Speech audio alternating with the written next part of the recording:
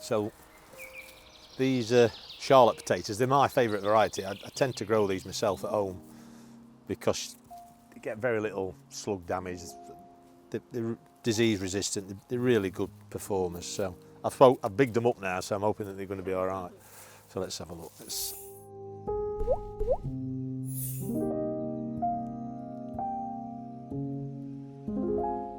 I'm not going to use a fork or anything to dig them up. I'm just going to pull the roots up. There you go. So these are second earlies Charlotte potatoes.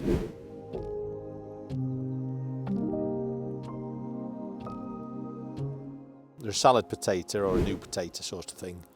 Excellent for boiling, roasting, that sort of thing.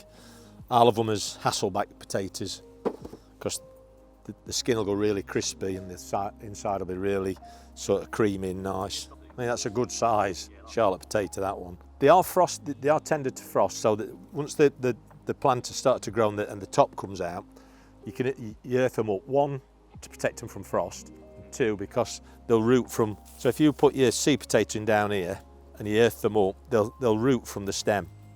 So yeah, they are frost tender. So we set these sort of beginning of April time, anywhere between mid-March through to middle end of May. You can set these. And they take about 10 to 12 weeks to get to this stage.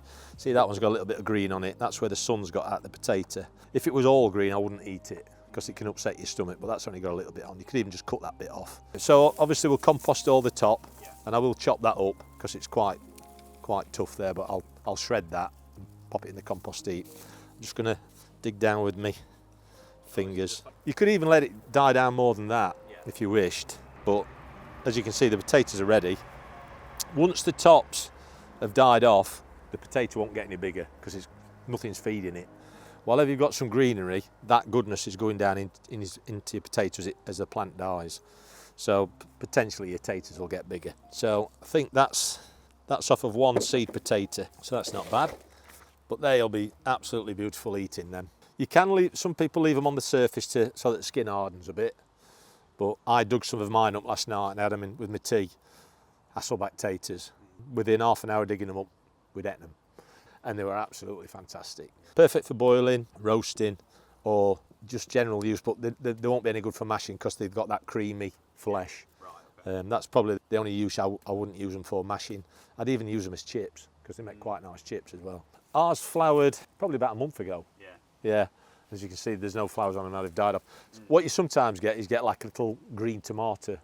You mustn't eat them. They look like a tomato because they're part of the tomato family, but do not eat them because they are poisonous. They'll upset, really will upset your stomach and make you quite poorly.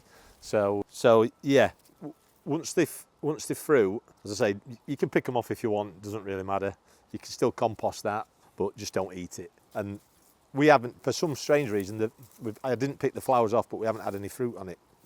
Right. So whether it's because it's been so dry. I mean, I'm quite impressed with these because they haven't had a lot of water from us. We've not watered them an awful lot because we try to be careful with water, but they've still made good plants. I mean, there's still a bit of moisture. We've had a bit of rain over the weekend, but there's still a bit of moisture in there, but not an awful lot. Obviously, just general purpose peat-free compost, and then we put in our own compost from our compost bin. Tend to put that underneath, dig a trench, put that underneath, sit your potato in it, and then obviously earth up as the potato grows. They can be quite greedy potatoes, but you will, if you don't feed them and you don't put compost from your compost bin underneath them, you will still get potatoes. Yeah. They might not be quite as big or as good or as many, because obviously the plant will produce as many potatoes as it thinks it can support. But we've emptied this now because the potatoes are ready, but also because we can use this bed for something else now. You follow potatoes with brassicas, root veg, peas and beans. They'll all follow potatoes well. I mean, the root veg ones, such as carrots and that parsnips, that's anything like, is good because they say the potato breaks the soil up. It isn't, it's you that breaks it up because you're doing the digging. You can see it's really fine, that. So if you put a late crop of carrots in there, they should be really good. But yeah, you can brassicas, peas, beans. I think they've had a couple of feeds with Allgrow, but nothing major. But a lot of it's obviously our compost that we've used, and we've used compost accelerator on our compost bin, which again adds all the good bacteria. So, 1 2